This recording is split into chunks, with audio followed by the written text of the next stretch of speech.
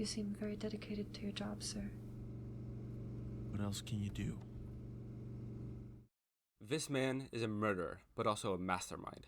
Not only will I prove this, but I'm also going to reveal the intricate plan that he and his secret accomplice have concocted. But first, an introduction is due. Welcome to Whitepine, but I'm relatively sure you're already familiar with what that is, considering you clicked on this video. If not, watch it or my video on it. Now, we're all aware Whitepine has a mystery, being who the killer is. But personally, I think focusing on just that mystery is too narrow-minded when looking at Whitepine as a whole, as we can easily infer the tragic fate this tale will meet. Our story starts with a single sentence. A murderer must be capable of taking human life, sure, but more importantly than that, a murderer must have motivation, and oh boy does Clown Pierce have motivation. What else can you do? Clearly indicates to me that he feels stuck in the life he has, and his bitter tone hints towards the idea that he has no other choice but to be the servant. You see, Clown Pierce lived his life first as a soldier, likely when he was a boy becoming man. Shouldn't a veteran, who put his life on the line for his country, redeem a better reward than serving some rich people in a fancy state he only ever dreamed of having? But then again, what else can he do? This was his only choice. He would have been out on the streets if Zombie Dwarf hadn't offered him a job. There was some sweetness in his country's bitter stab of betrayal, however. Zombie Dwarf was young and rich. He could befriend them, spend years of his life becoming his right-hand man, until he, Mr. Pierce, would become the rightful successor of the Hemlock-owned companies. But that's not what happened. Zombie Dwarf got married, and a son was born. No, a false heir to a company that was supposed to be his was born, and so rage ensued. In short, Mr. Pierce does have motivations to be a murderer. Oh, and that whole, a murderer must be capable of taking a human life, is kind of what soldiers were trained to do. But what of a mastermind? Clown couldn't just senselessly kill someone out of anger. As miserable as his life was, he still had a pretty nice wage on the line. No, Clown Pierce needed to create a plan to seize the throne where no one would suspect him, and this is the plan I present to you. Clown cannot become the successor now that Pyro is born, so he needs some way to get the role of successor to fall to him as a better choice in the eyes of Zombie Dwarf, or he needs some way to eliminate Pyro's life. Killing him isn't an option though. If the eldest son was murdered, it wouldn't take detectives long to figure out that it was done by someone who is power hungry for the Hemlock-owned companies. Even with the possibility of pinning the murder on the second eldest child, people would still favor the word of a sister rather than a servant, no matter how loyal.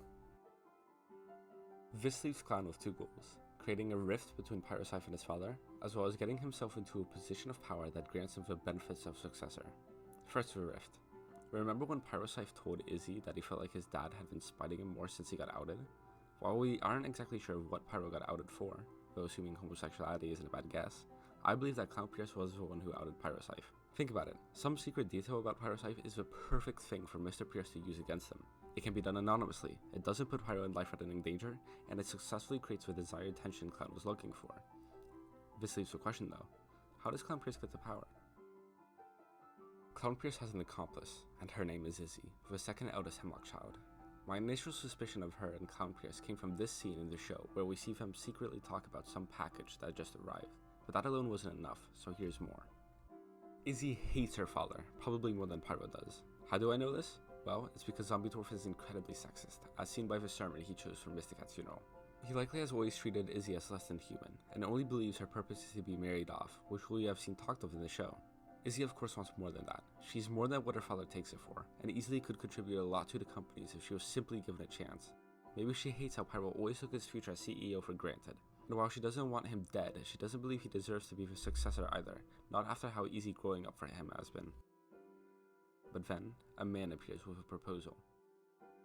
This is the true complexity of Clown Pierce's master plan.